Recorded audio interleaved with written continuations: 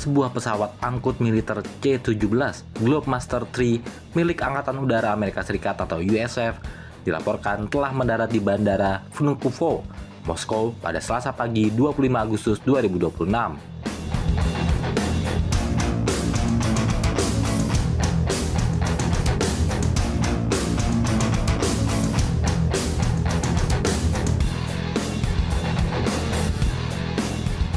Peristiwa langka yang melibatkan pesawat dengan call sign RCH-455 ini langsung memicu perhatian publik internasional.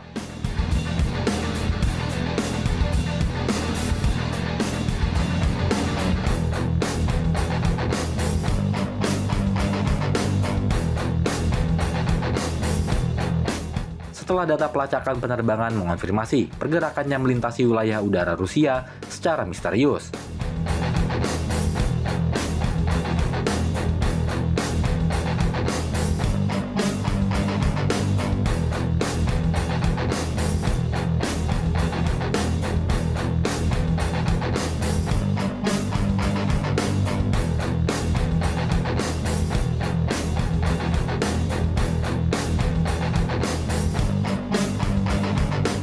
Portal berita Ukraina, Militarny, melaporkan berdasarkan data layanan pemantau penerbangan Airnav.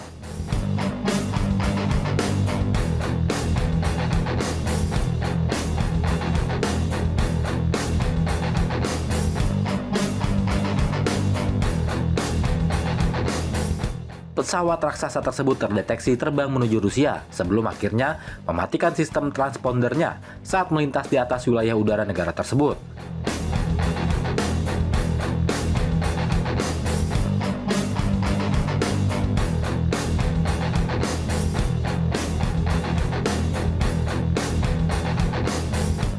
Sementara itu, catatan dari Flight Radar 24 menunjukkan bahwa pesawat C-17 dengan nomor ekor terdaftar 077181 tersebut lepas landas dari Riga, Latvia.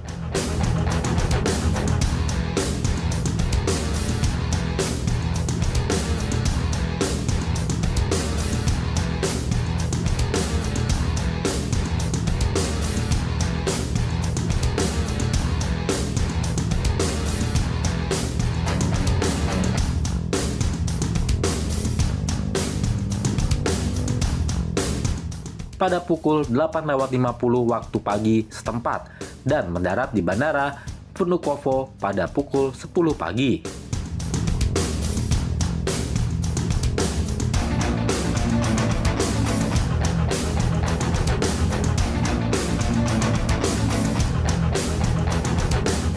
Sebelum tiba di kawasan Baltik, penerbangan ini diketahui memulai perjalanannya dari Pangkalan Angkatan Udara Camp Springs di Amerika Serikat.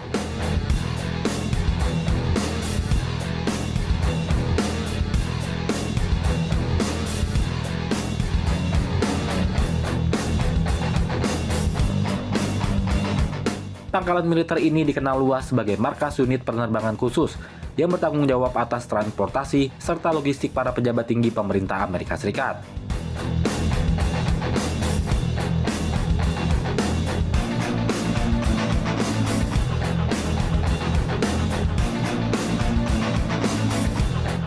Di pihak lain, pemerintah Rusia terkesan minim informasi terkait kedatangan armada militer Amerika Serikat tersebut.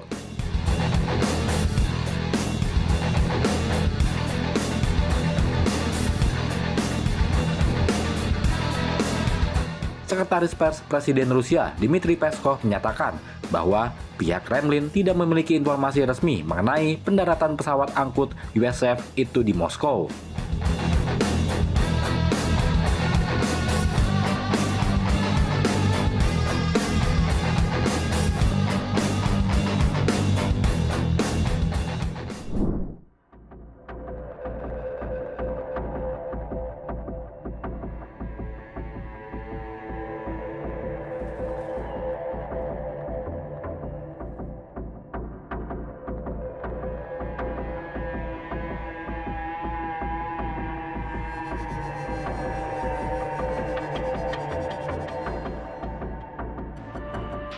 Pemerintah Cina secara tegas mengancam langkah Amerika Serikat yang mengancam akan menjatuhkan sanksi sekunder terhadap negara-negara yang menjalin kerjasama ekonomi dengan Iran.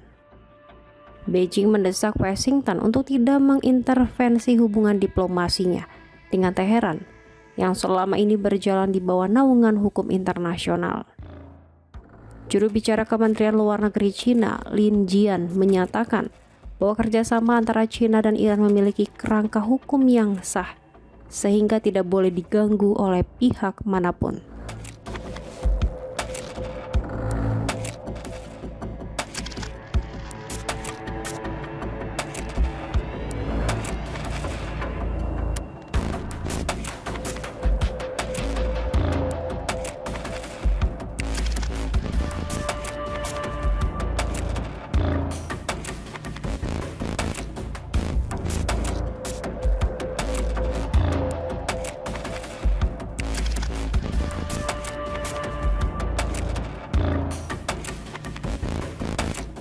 Ia menegaskan penolakan keras Beijing terhadap sanksi sepihak yang dinilai ilegal karena tidak memiliki dasar hukum internasional maupun otoritas dari Dewan Keamanan PBB.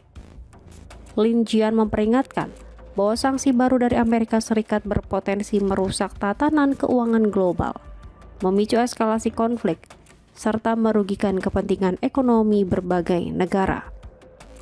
Pihaknya mendorong agar semua pihak yang berselisih mengutamakan dialog dan negosiasi diplomasi. Seraya menegaskan bahwa perang ekonomi dan tekanan maksimal bukanlah jalan keluar.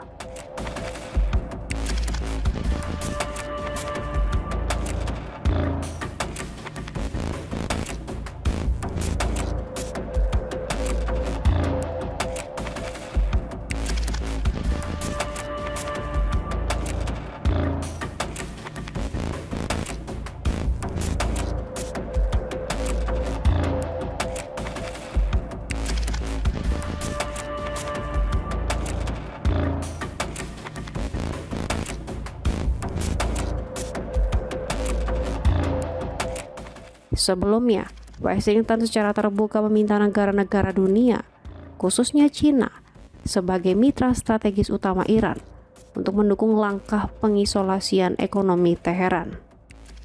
Himbauan tersebut mulai berdampak setelah Uni Emirat Arab memutuskan untuk menangguhkan seluruh transaksi perdagangan dan keuangan dengan Iran. Menanggapi tekanan tersebut, Kepala Dewan Keamanan Nasional tertinggi Iran, Mohsen Rezai, menegaskan bahwa Teheran akan menganggap negara manapun yang mendukung pembatasan ekonomi Amerika Serikat sebagai musuh.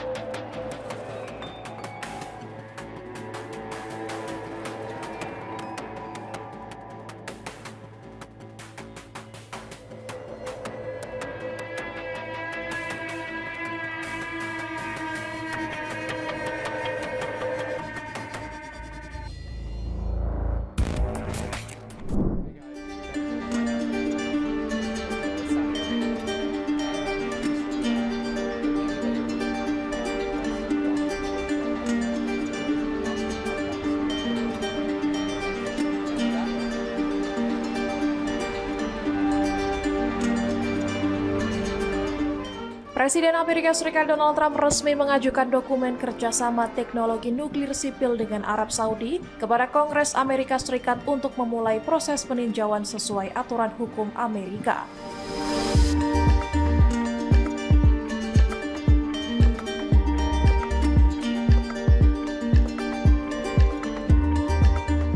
Kesepakatan tersebut membuka peluang investasi teknologi nuklir Amerika di Arab Saudi dan menjadi langkah awal proyek kerjasama yang dirancang berlangsung selama 30 tahun.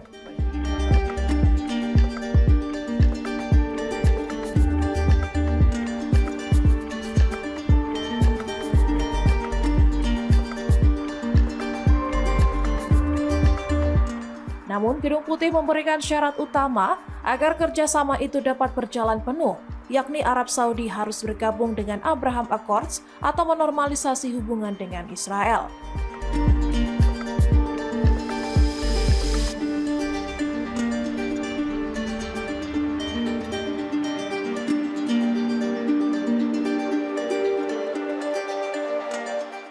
menegaskan perjanjian itu tidak akan mengizinkan Arab Saudi melakukan pengayaan uranium secara mandiri sebagai bagian dari aturan yang disebut sangat ketat.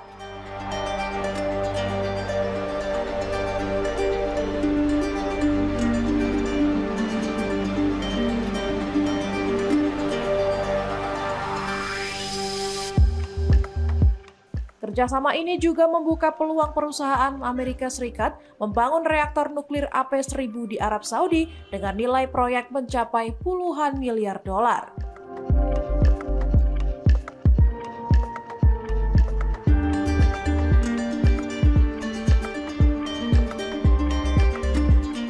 Perusahaan teknologi nuklir Westinghouse diproyeksikan menjadi salah satu pihak yang paling diuntungkan jika proyek tersebut mendapat lampu hijau.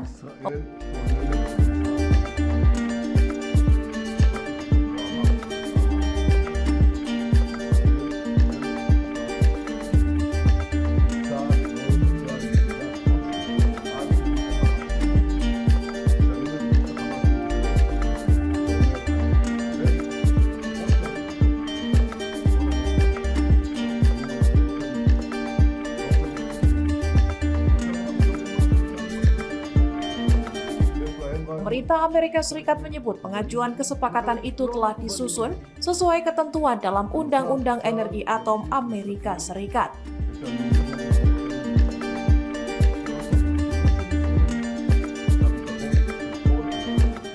Meski begitu, sejumlah politisi Partai Demokrat langsung menyuarakan penolakan terhadap isi perjanjian tersebut.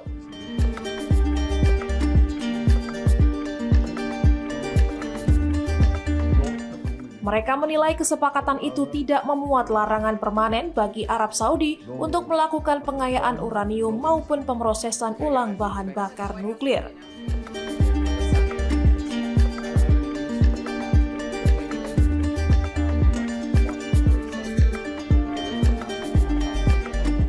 Sebagai alternatif, perjanjian justru mengusulkan pembangunan fasilitas pengayaan uranium yang dioperasikan Amerika Serikat di wilayah Arab Saudi setelah melalui studi kelayakan selama 2 tahun.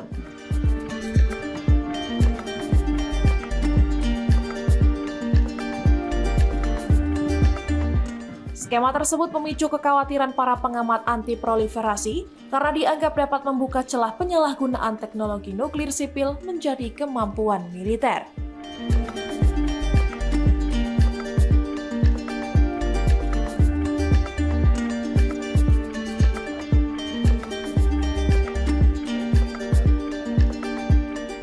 Kesepakatan nuklir ini dinilai bukan hanya menyangkut kerjasama energi, tetapi juga menjadi bagian dari strategi diplomatik Washington untuk mendorong normalisasi hubungan Arab Saudi dan Israel.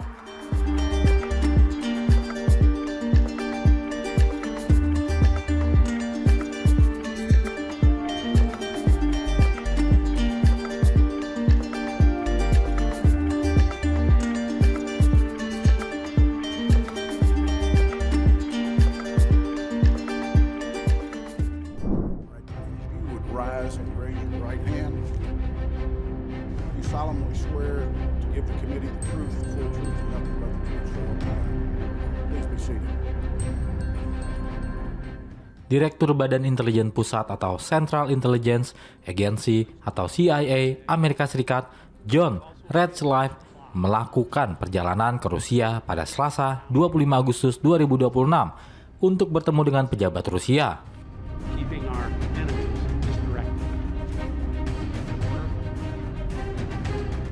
Perjalanan ini akan menjadi kunjungan pertama kepala mata-mata Amerika Serikat ke Moskow sejak pendahulu Ratcliffe, William Burns, mengadakan pembicaraan dengan Presiden Vladimir Putin pada November 2021.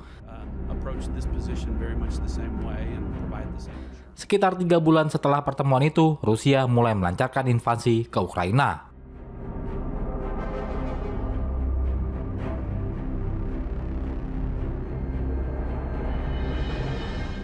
Sejumlah media melaporkan kabar kunjungan Ratcliffe, tak menyebut siapa pejabat Rusia yang akan ditemui, atau apa saja yang akan dibahas dalam pembicaraan tersebut.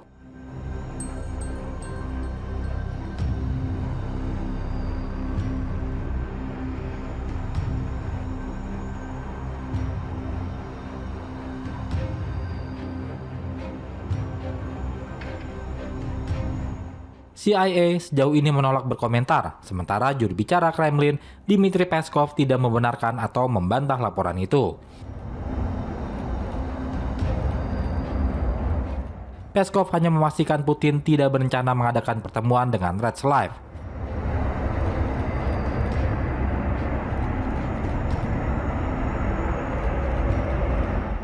Dilansir Al Jazeera, Amerika Serikat pekan lalu meminta Ukraina untuk tidak melancarkan serangan udara di sekitar Moskow, St. Petersburg, dan beberapa wilayah utara Rusia pada hari Senin, Selasa, dan Rabu minggu ini. Seorang sumber menyebut permintaan itu bersamaan dengan rencana penerbangan pesawat yang membawa seorang pejabat senior Amerika Serikat ke Moskow.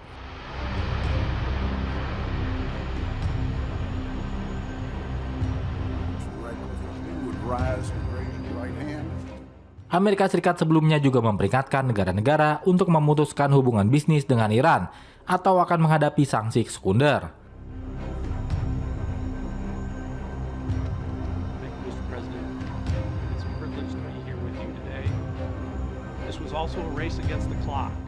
Amerika Serikat sendiri tak memiliki duta besar untuk Rusia yang punya kemitraan strategis erat dengan Iran terkait militer, ekonomi, dan hubungan diplomatik.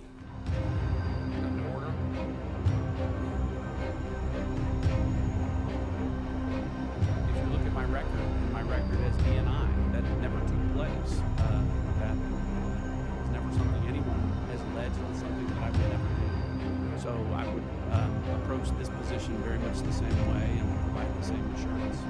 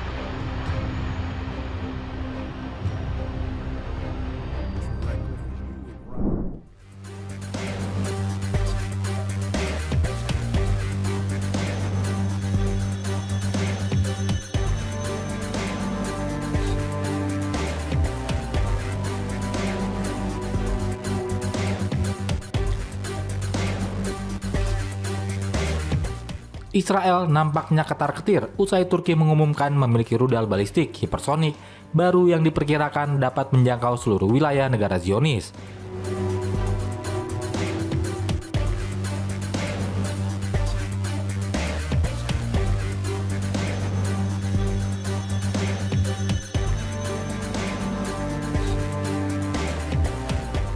Sejumlah ahli militer Israel menyampaikan Typhoon Block 4 memiliki jangkauan sekitar 1.500 km, jarak yang mampu mencapai seluruh wilayah Israel.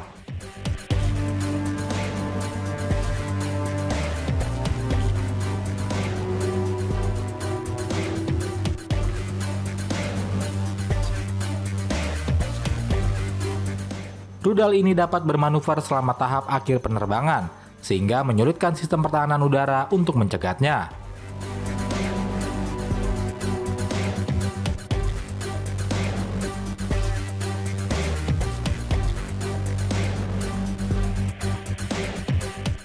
Peluru kendali yang diproduksi dalam negeri ini juga disebut memiliki kecepatan melebihi Mach 5,5.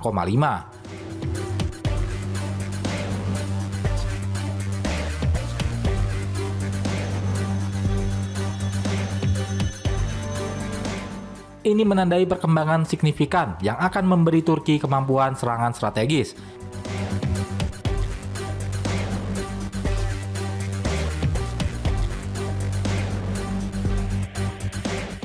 Yang sepenuhnya independen tanpa perlu persetujuan Amerika Serikat atau Eropa.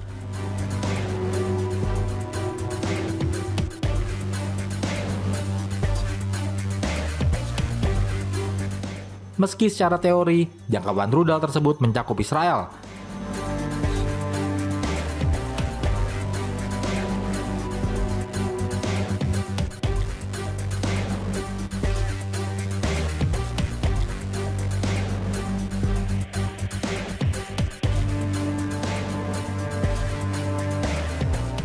para ahli militer negeri Zionis menilai rudal baru Turki itu tidak begitu mengancam.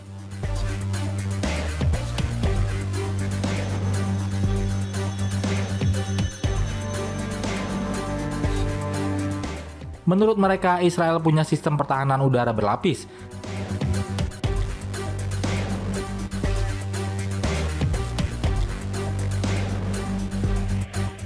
Termasuk Arrow 2, Arrow 3, dan David Sling.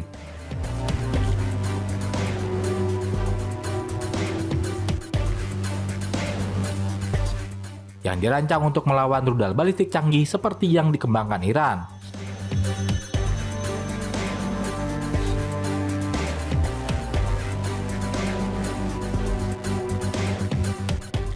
Para ahli juga mencatat bahwa Turki merupakan anggota NATO dan penandatanganan perjanjian non-proliferasi nuklir, sehingga tak bisa sewenang-wenang meluncurkan rudal.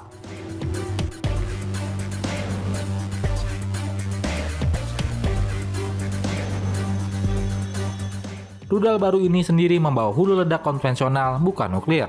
Pekan lalu, Turki meluncurkan rudal hipersonik pertamanya, Typhoon Block 4, yang memiliki berat lebih dari 7 ton.